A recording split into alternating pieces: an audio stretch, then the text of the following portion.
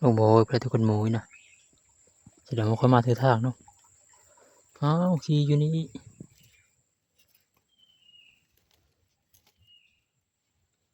นำมาประมาณ2 ชั่วโมงแล้วก็นำไปนะยังไม่ทันอยู่เมื่อกี้นี่ยังขี่มันไม่อยู่พอเราทันละนำยังคนที่ตัวก็ได้หากระไปโมนะอันนี้โอ้ยกระไปนำมันโดนอยู่เรียบร้อยแล้วทุกคนเลยยิงได้มันกินเรียบร้อยแล้วโอ้โอ้กราบทักทายสบายดีและสวัสดีพ่อแม่พี่น้องสบายดีพี่ทุกคน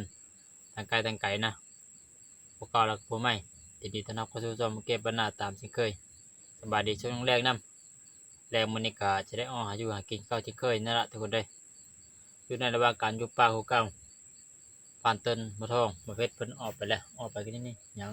หากระยางไปเมื่อกี้นี่ส่วนปานเตินกับบ่าวทองเพิ่นไปนำกัน2 คนทุกคนเลยเพิ่นว่าเพิ่นเห็นอันนั้นเพิ่นเห็นหมูว่ะร้องเห็นหมูชวนพันต้นไปชวนพันในไปจัดหมูชวนค่อยก็เพชรชิโร่เพชรนี่ไปทางธรรมนาค่อยอยู่ขึ้นเทิงพี่แยกย้ายเดี๋ยวไปคือเก่าทุกคนไปนั่นเลยกะแดงมันรุนตามมาเพิ่มเดียวเป็นนั่นเลยผ่านต้นบ่ค่อยยิงเขามากินนั่นเลยคนบอกกันพูดว่ายังว่าจะได้ยิงหรือบ่ได้ถ้าเบิ่งนั่นแหละทุกคนอีกตามสถานการณ์ถ้าหาพบพอมีไปเลยก็คือเว้าละจัดพอได้อันมีของกินแมลงมาลื้นจับแจวเพราะอะไรห้างทุกคนเอามาหาอยู่หากินน้ำเดียวมาเดินมาก็ได้แดดละทุกคนเลยแดดซ้ำแรงหากเห็นแดดในมันนี่หน่อยหนึงออกไปก่อนบัดนี้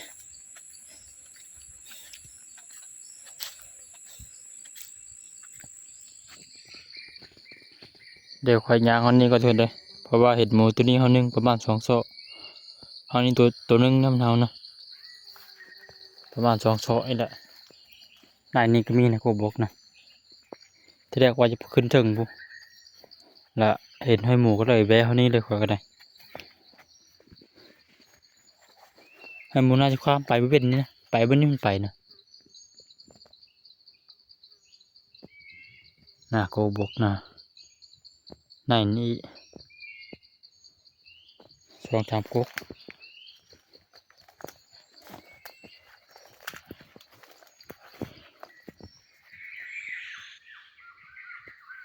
หมุนกลางสำคัญเอาได้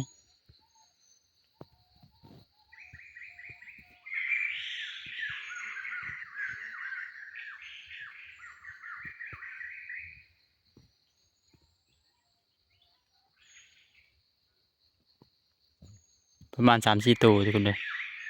เสียงมันดังนกนี่นะ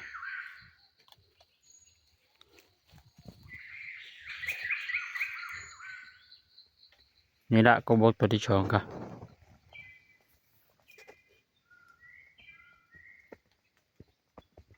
แต่หมูมีห้าวโกบกนี่ก็มาบกอยู่รถมันลายอยู่หมูตัวหมูตัวนึงนะทุกคนนะปิดน้ำซึ้งนี่ละน่าจะความมือเวทนะเบิ่งนะเห็นห้อยของความเดี๋ยวเราเตอไว้ก่อน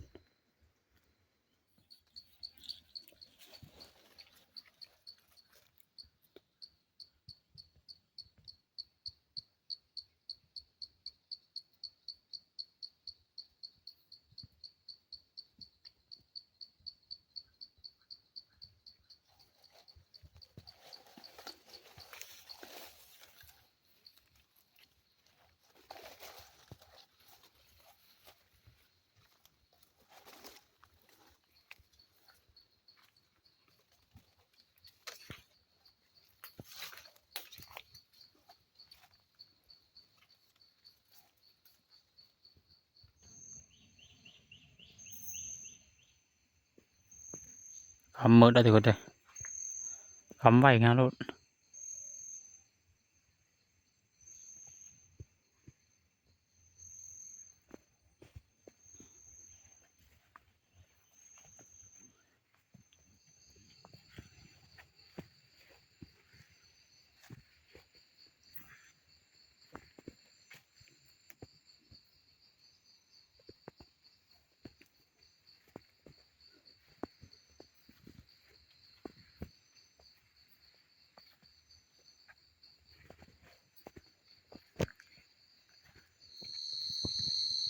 กลับมาหอมบอลแล้วทุกคนเลย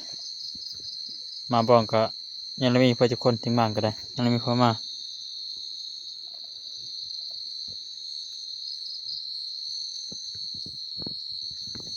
ไฟนี้ค่อยจุไว้ตั้งแต่ค่อยไปทุกคนเลยมาพอดีที่ค่อยจุตื่มอีกบ้านหนึ่งมีแต่นึงเขานำท่าเขาละทุกคนเลยทางเขามา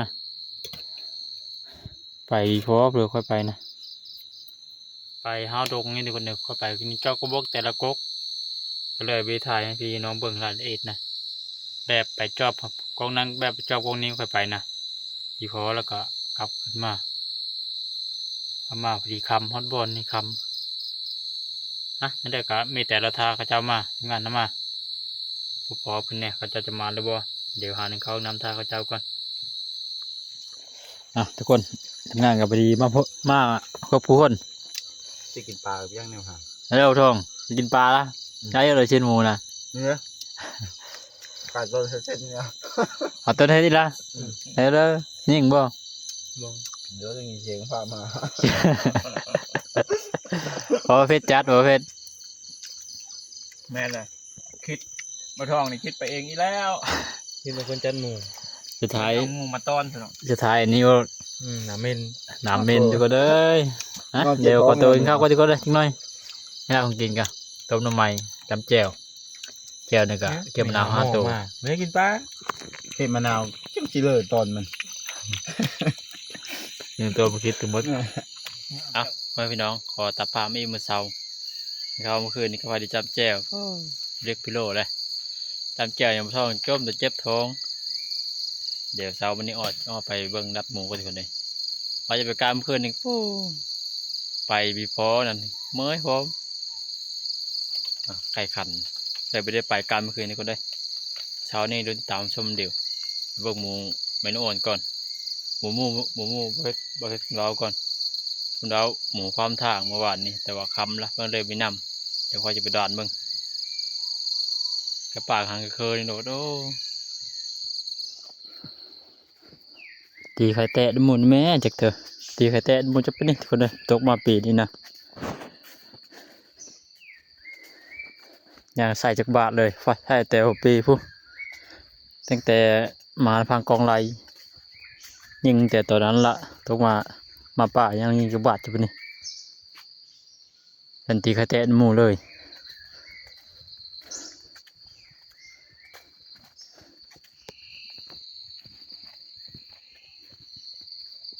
เดี๋ยวดิจะเจิงเชทุกคนหอยหมูความทุกคนนี่ความเลยนะมันชัดแจ้งนี่เบิ่งนี่นะเพราะว่าเมื่อคืนนี้ดึกเราเฮ็ดมาการมาทางเช่นนี้เป็นเรียบแล้วว่ะหมูมีความหมู2 ตัวนะนี่ตัวนี้ก็โอ้ตัวใหญ่นะตัวนี้เนาะใหญ่ตัวนึงน้อยตัวนึงหมู2 ตัวทุกคนเลยมาเจอหมูทุกคนเลยหาเห็นน้อยมุยไม่น้ำมูนี่เดี๋ยวนี้เข้าดงนี่เข้าไปนะเดี๋ยวค่อยจะมีความไม่โดนมันนี่ค่อยจะรับหมูนี่ค่อยจะรับเบื้องทางกบหงอะไรทุกคนเลยอย่ามาความมันค่อยจะรับเทิงผู้เลยถ้ามีความค่อยจะเว้นนี่มันนี่นะหมูนี่นะมันอะไรไปทัดหมูทุกคนตัดตีไข่แตกแล้วหมูไปจากเถอะเลยตามซุ่มเดี๋ยวค่อยจะนำนี่เป็นปลาพันธุ์6 ลีโลปลาพันธุ์นี่นะ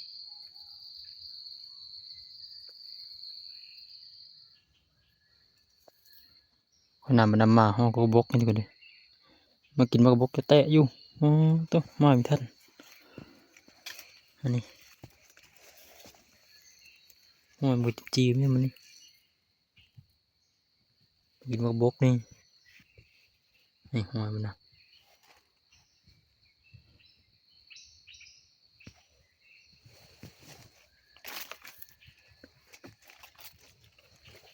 จนมุนมัดมากบกอย่างนี้ทุกคนว้าตัว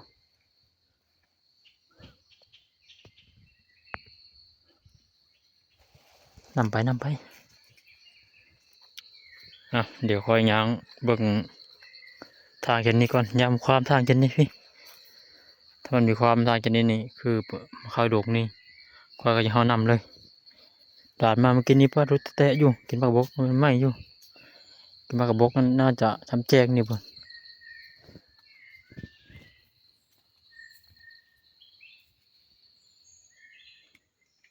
เดี๋ยวคอยเขาเบิ่งนำเบิ่งดกนี่ทุกคนเลยเพราะว่าทางชนี้นี่เขาเรียบบางชุดละทางชนี้นะมันมีความแสดงอยู่รอบน้อยนี่รอบน้อยปลาจะพันนี่ปลาจะพัน6เท่าไหร่นี่เลย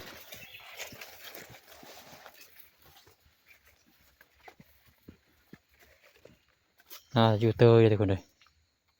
เส้นทางที่นี่ชุดเส้นทางที่นี่นะชุดจะปลาจะพันพวก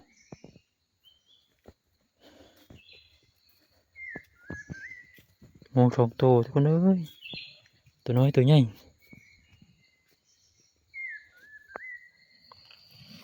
นี่ทุกคนคอยมาเชิงมาแล้วแต่ว่ามันความก้อนไว้แม่มันตัวนี้นะ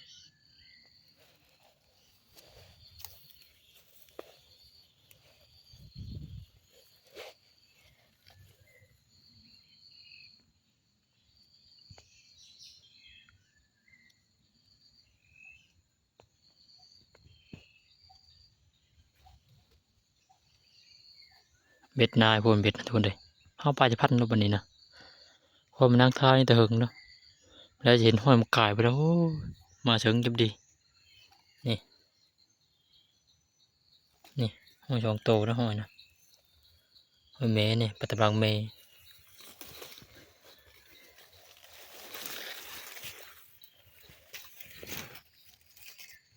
ห้อยตัวใหญ่ตัวนี้นะตัวน้อย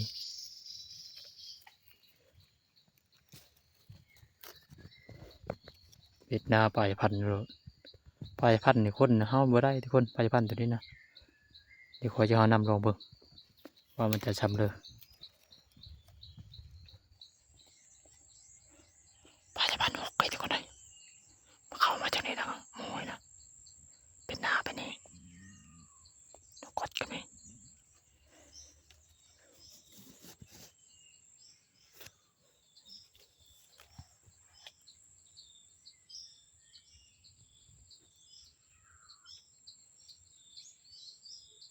มาแต่ต้องให้แม่มันทุกคนเลย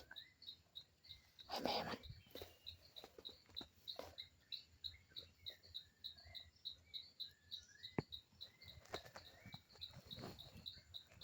เป็นหน้าลงไปพันบ่ลงมาโดนน้อยบ่เป็นหน้าแล้วนะ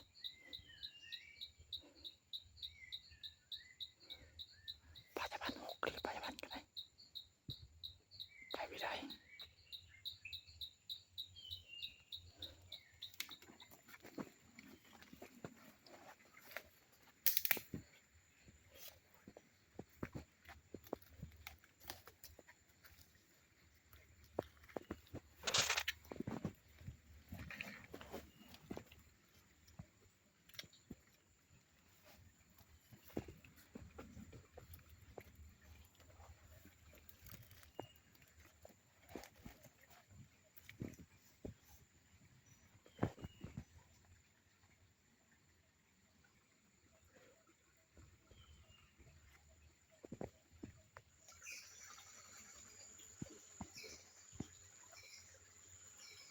เป็นถ้ำไหมนะ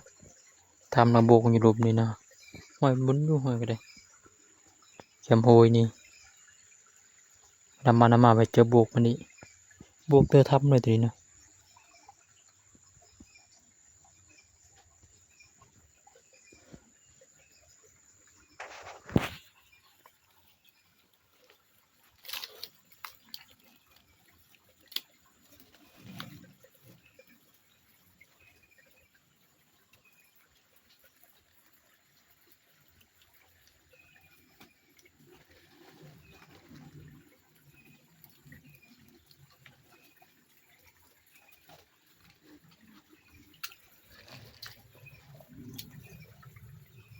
อ๋อโต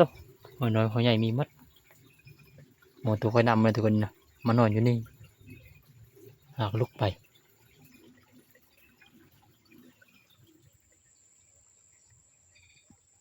ลงโบยไปทุกคนโมยนะแสดงว่าค่อยมาถือทางเนาะ อ้าวขี่อยู่นี่จอเฮาทุกคนเด้อบัดนี้นะมันนำห้วยลงเดี๋ยวคอยจะรอตามไปเลยทุกคนเลยเฮามากลางบ้านจะพันพี่ตอนนี้นะคอยจะทันเลย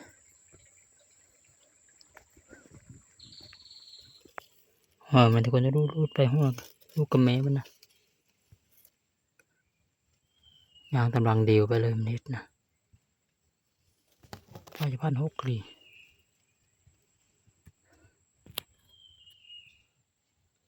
นำมาประมาณ2 ชั่วโมงแล้วก็นำไปนะยังไม่ทันอยู่เมื่อกี้นี่ยังชี้มันไม่อยู่พอเราทันละเราไปจะพันมา3-4 ป่าไม่ทันดูแต่ว่าคอยคิดว่านี่เม็ดนาลงห้วยพวกเดี๋ยวคอยจะตามไปเลยก็ได้มาถอยได้มาจากนี้ล่ะเสียงลมโอ้โหอยากจะมันถือขึ้นก่อนนั่นละหมูปีเชื่องเลยหมูนะไปเล่นติดตัว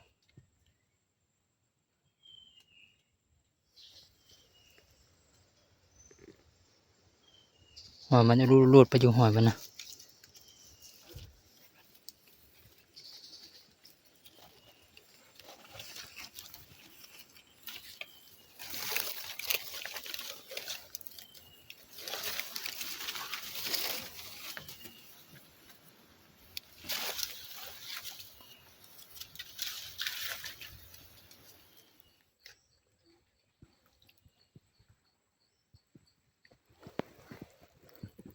น้ำยังคนที่ตัวก็ได้หากไปหมูนะอันนี้หอยหากไปน้ำมันรุนอยู่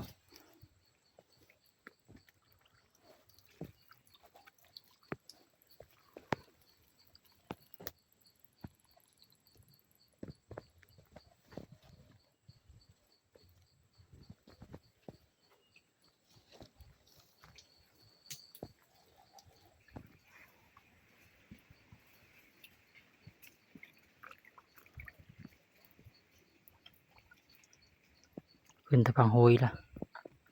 เอาปลาจะวัดแล้วมันนี่น่าจะนอนทุกคนแบบนี้นะนอนแถวๆแล้วมันนอนแบบนี้เนาะวันนี้ก็สายแล้วเป็นตะโคยนี่เอาปลาจะพัดนี่เท่าไหร่พี่หอยเมมัน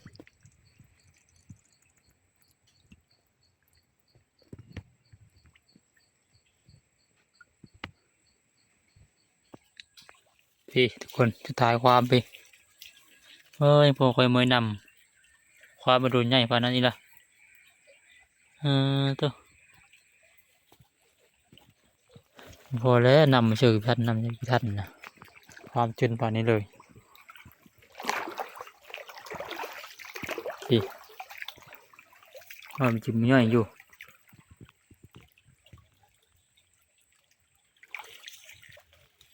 มันก็มีใหญ่เพื่อทุกคนเลยเบิ่งนะแต่ว่าเป็นหมูเหย้าได้เบิ่งลักษณะนี่เอาไปพันนี่ความพันนี้เลยฮะทุกคนมาบอกกันบันนี้เราโหยมา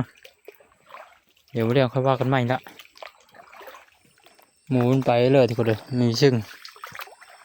เอาหอยตีนก็ลงหอยโดนไปมาท้องมาเลย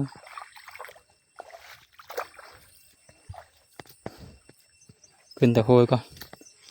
ได้กระปูทุกคนเลยเราตำโหยก็ได้อันนี้ปูข่ายได้3 ตัวจับเอานกทุกคนห้องแซวอยู่เดี๋ยวเราไปดึกทุกคนพอได้กินเมื่อนะเอาเพราะว่ายังหอดเคยหอดบอดแล้วฮะนี่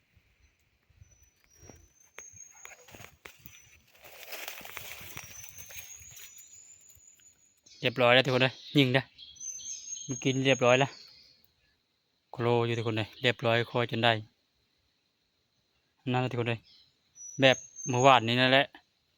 นกแบบเมื่อวานนี่แบบเขาได้จุอันสายพันธุ์ต้นเพิ่นนะเฮ้ยมันปีนขึ้นจับไม้คือเก่าเดี๋ยวมันเดี๋ยวก่อนนี่เคยยำนี้เคยก็เลยดึกเอาอีโคโลอยู่นาดยังละตายจะเบิ่งนะมันตามกล่องอยู่ นะทุกคนยังกระต่ายนะโอ้ตีอยู่หันโอ้ยังมีตายจำนี้พี่น้องนกกันเดียวเลยหรือว่ามีแม้นอันเดียวไว้เลยคนละตัววะตัวนี้คือข้อไม่ยาวคือวิตายวะ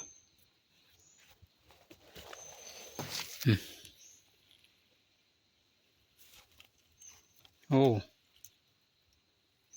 โอ้โอ้นี่เลยดิตาที่คนปียาวน่าจะถือปีแม่นเดียวนี่ถือปีเพิ่น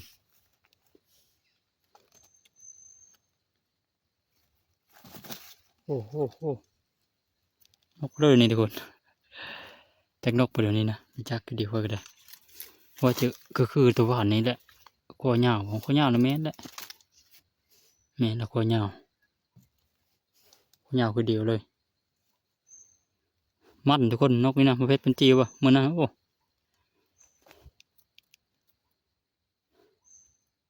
เดี๋ยวเอาก่อน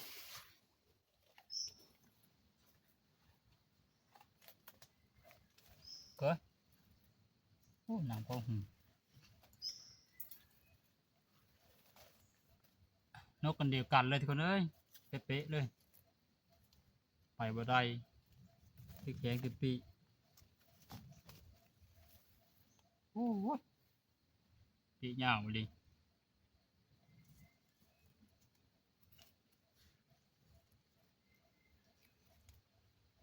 มันทุกคนนกนี่นะนกเจ้าโด่งทองของเราเป๊ะเลยกับตัวของก่อนนี่นะคือเดียวเป๊ะๆมีผิดพลาด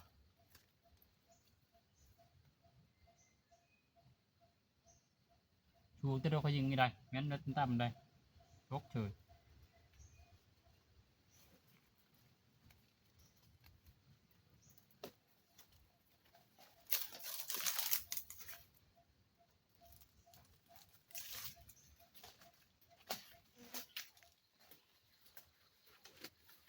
เรียบร้อย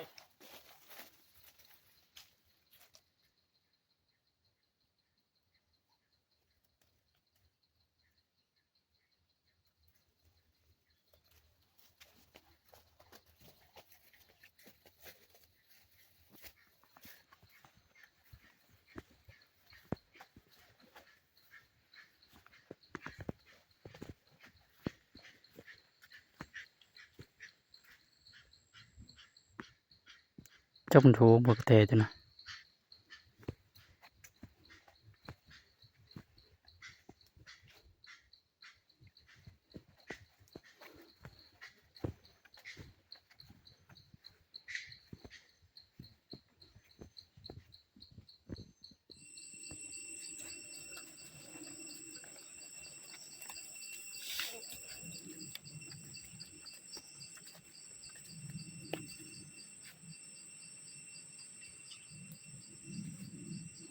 หมูเลยมันพอบ่หอยกะ โอ้ย เจอนี่นะบ่ โอ้ยใช่ฮะใช่ ไม่นอนนะ วาดบ่ ฮะ วาดบ่ นี่แหละไปได้ไปจังนะจนมากลางหนึ่งเขาตัวหนึงเฮาก็ได้ พ่อมือ บ่พอบ่ทัน มันจะห้อง เข้ามาหอดบ่อนอยู่กันเด้แต่พันต้นเพิ่นบ่ท้องมันก็มาแล้วเมื่อกี้นี่ย่างมาบ่มานย่างแต่ว่าเพชรเพิ่นมื้อนี้ทะละมาถ้าเพชรมาพุ่นละแล้วก็เข้าพันต้นเพิ่นสุกไปอยู่กินข้าวกินน้ำไปเต็มที่แล้วเพิ่นก็มีพอถ้าเบิ่งบ่เพชรเพิ่นพุ่นละวันนี้พอเลยพอแต่ว่าแต่ก้าวเจอมันเคยพอได้บ่เพชรได้แต่ว่ามีหัวมันเร็วๆวันนี้ ว่าเนาหมด น้ำมูเป็นปื้น รวยยักษ์ขาเอ้ยเพชรประมาณนะ กับรักทำงานแล้ว กำลังทำงานละพี่เลยหมูบ่ ไก่ ใกล้ จุ่มนาเนี่ย นั่นแหละใกล้คือกับดัก น้ำมูเอาโลด แต่ป่าที่คนที่กับดักประเภทเพิ่นเขาทำงานแล้วเพิ่นเรา แง่กูแล้วแต่กระทื วิธีชงโตน้อยเนาะได้กินมันนี่ มูกระทึเด้เริ่มได้เลยเริ่มมาแล้วเลย เดี๋ยวมานนั่นเด้ แรงซัดง่ายแล้วแรง มันจะเมื่อละมานมาอยู่ เมื่อยังคนเย็บจักน้ำมันสองครั้งก็แล้ว มาด้วยก็เอาครีมบีบ เอามือไป อ่ะ ที่ ค ก่อน นหายอยู่กินก่อนโอ้โหทองแต้มมันนี่มันเนาะไปพูดกับมันเนาะไปพูดกันนะ อันที่แช่ใกล้เนาะเฮ้ยตัวยำนี่กะ เราจะเบ็ดด้วยนะ ทำด่ามัดคนแรก มันเราจะเบ็ดแล้วนี่เหลือมันมัน ใครเป็นที่ง่ายได้คิดได้ สีเหี่ยวขาหนาวนิดนึงเนาะ แล้วก็ชื่อแบบ เป็นหน้าที่ มันแต่ทองตีนนี่บ่จุดนี้ฮะ คำว่านี้ โย่ผู้พอกับเป็นนะไก่พอ ก็อยู่ชมหน้าในไก่ดี แต่คนละตัว ๆกระโตก็ย่ามันนะว่าจะไปใกล้นะ เห็นแล้วกันไอ้นี้นะคอยยอมรถบูดเชย บอกไปไป โม่เป็นอะไร พอจะห้อยบ่ พอจะห้อย ทางเขาแล้วพามาวัน ทา นั้ ง นเขา เขา เอาเพิ่งเติม ย้ายมันอยู่ความนั้นละตราหันในกู เอาหมูห้ามแล้วนะ หมูความตะคืนนี่ไปกรอดปัจจุบันมึงไง โอ้โหใส่ดิ่งๆแบบบ้า มันแหงของเรา มันเองพอมาคนนี้นะทุกคนจีเดียวละนกกันนะนี่ไก่พันต้นเพิ่นซับเรียบร้อยเลยเพิ่นจะต้มขอเดี๋ยวคอยปิ้งนะปิ้งนกนะไว้ มันทำกินต้นไม้คนนั้นเขาขึ้นทางจุดห้าอันปีกายนะ ตอนนี้ย่อมมีงูอยู่เลย นี่ก็เดียวเลย ดีกันน้อยกระจายมาแล้ว หายิงไก่มาต้นปีนะยังเห็นอยู่ผมห้อยมันจะเลย มากถึงมากว่ามีงู จุดห้าเขาว่าเอาไปเอามาเขาจะหลายกว่าอีกจุดห้ากัน นี่มันน่ารักจัง เห็นยูยานโพยมาไหนมีหลาย ตั้งข่าว เดี๋ยวว่าจะกินนกมันคนเดียวเดี๋ยวเพชรเพิ่นเอาไก่มาก ลับไปกลับมา เลยเปลี่ยนใจ ตั้งข่าวพัน มันต้องมีกินต้มไก่ว่ะไปชุดน้ำเนี่ย จำเดี๋ยวมีที่โลก หลาย ชุดน้ำแต่เพิ่นนะเพิ่นเรา เจ้าเจ็บแป้ไอ้เบ้อบาดเลย นกนี่อันนี้นกทับใหญ่นก ใช่กันรุ่นไหนตัวใช่กันเลย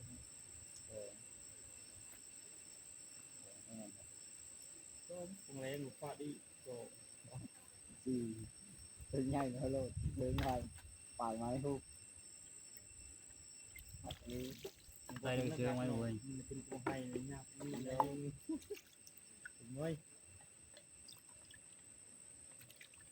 ลูกนี่เดี๋ยวบ้านเป็นลูกเยอะเป็น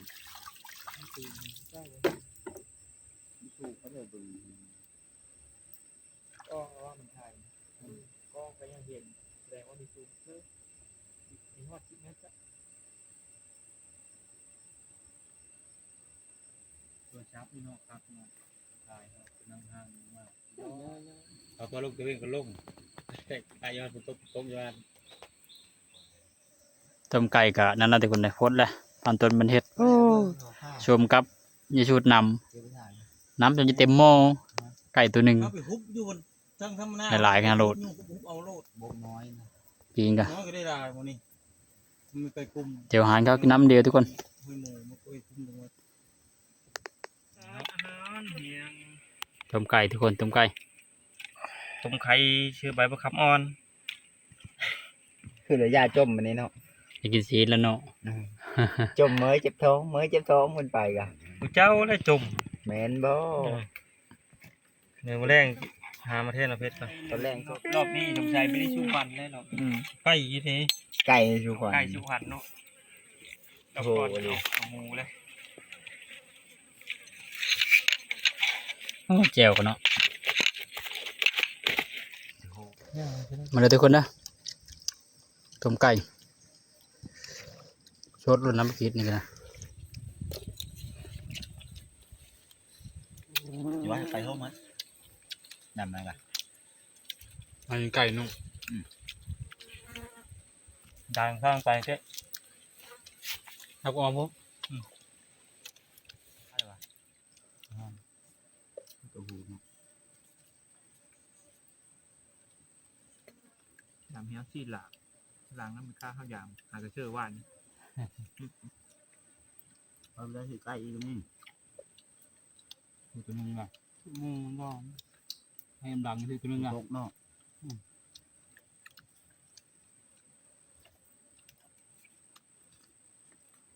เริ่มเช้าแรงคือก็มีเลยแน่นอนเลย มันทกเยอะนั้นมันทกเหรอคืนนี้ทกมันนะ ชาวบ้านเนี่ย แปลกแปลกแล้วก็พักก่อนกินอาหารละย่อยปั่น เหมยนุ่น ย่างไปหากินนี่กับ เหมย ที่ แข็ง ละ นั่นก็เจอก็ซะเหมยแข็งเลย ต้มเจียวใช่ป่ะเจียวพาลูก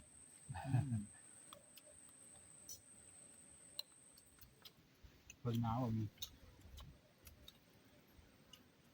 ลมหนาวออกแล้วเฮ็ดเต็มแล้วบัดนี้ มีลม ทีนี้ยังมีเนาะฝนตกเลยครับอี เอาไปเลยเฮ็ดอยู่ นะครับง่ายเลย ไหนก็ยืด ทำดีบิจับเนี่ยโชคได้ ยาพายุ่งขัดได้อยู่บ่น้องยา เลย ยาพา มือไม่จับมือยาก เขากินข้าวพบ มือยากไหน ไม่เจาะตับ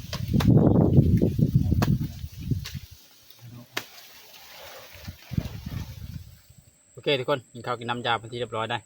เดี๋ยวขอตัวพักผ่อนก็จักหน่อยประมาณ30 นาทีคุยต่อตอนแรกรักนินกาฝากพี่ต่อน้องไว้ลงวันนี้เลยขอมอบใจพี่น้องอะไร FC ทุกคนทุกท่านที่ติดตามรับชมพบกันในคลิปหน้าทุกคนคลิปนี้ลาไปก่อนบ๊ายบาย